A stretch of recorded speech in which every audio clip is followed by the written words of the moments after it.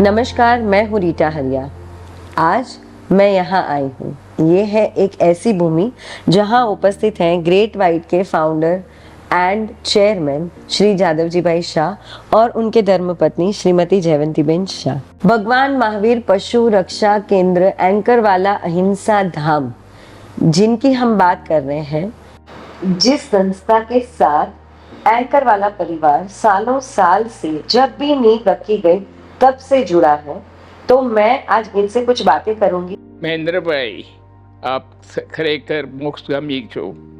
આપ 3000થી વધુ પશુઓની જે સેવા કરો છો, મૂંગા, બોલ, આંધળા, મેં તો મારી આંખે જોયેલા છે પશુઓની સ્થિતિ, અને આવી સેવા કરનાર તમે ખરેખર મોક્ષગામી છો.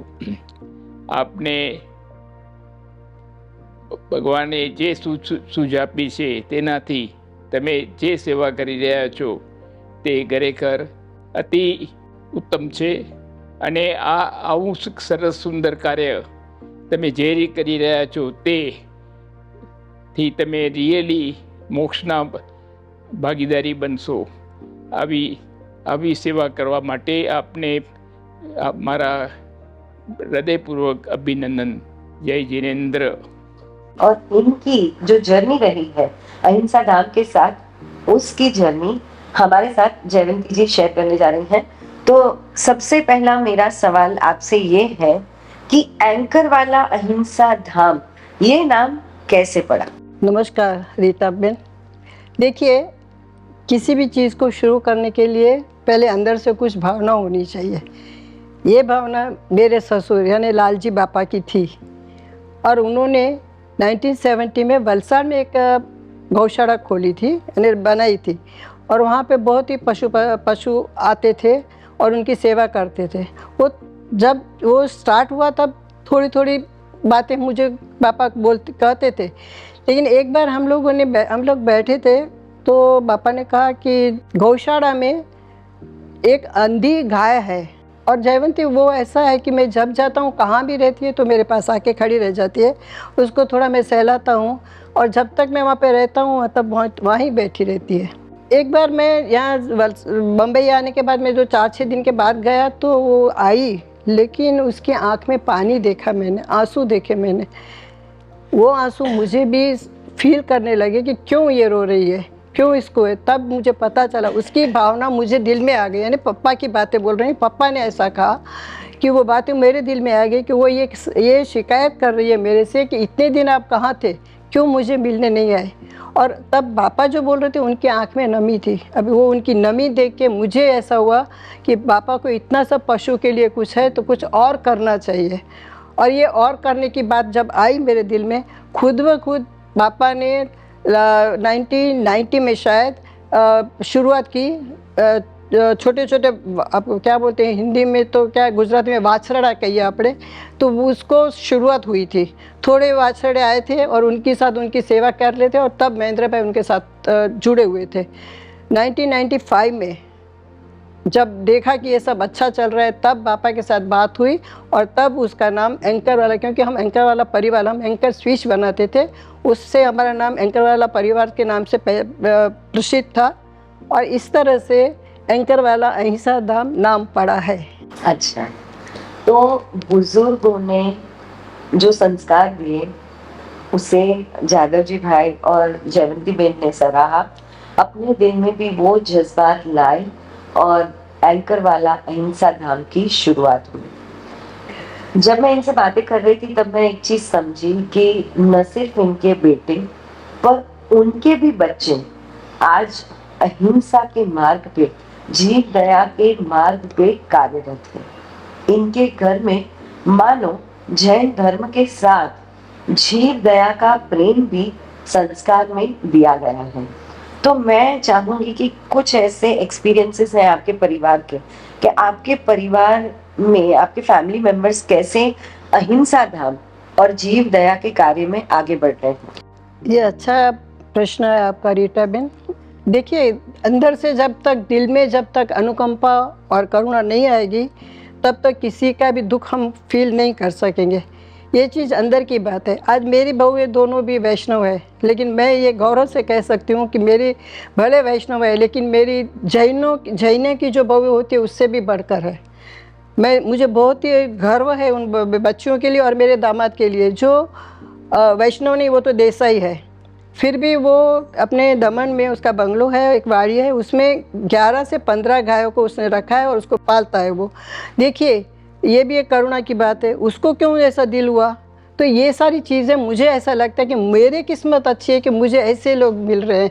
मेरी जमाई वैसा है, मेरी दोनों बहुएँ ऐसी है कि जो सेवा के लिए और पशुओं के लिए उनके अंदर कुछ ना कुछ दुख रहता है कि कुछ करें। तो और इसके लिए वो लोगों ने जो भी कुछ किया। मेरी बेटी, जो अननोन कुत्ता आके बैठ गया था उसके घर पे, लेकिन उसको छोड़ा नहीं, उसने उसको आखिरी तक उसकी सेवा की है।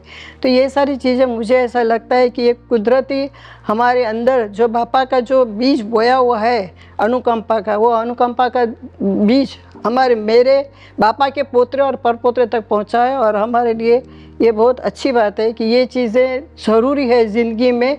सिर्फ पैसा कमाना नहीं है, लेकिन पैसे को कहाँ यूज़ करना वो भी बच्चे जानते हैं।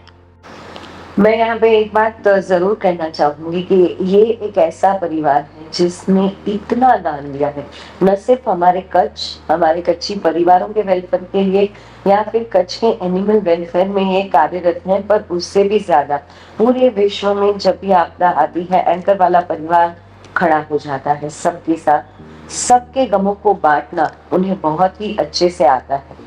अब जब आपने बात की है कि आपके परिवार में 4th जनरेशन तक ये जीव दया का भाव पहुंचा है, आने वाली नस्लों में मुझे ऐसा लगता है कि भारत जिस तरह प्रगति कर रहा है, तो कई ऐसे परिवार नए जन्म लेने वाले हैं।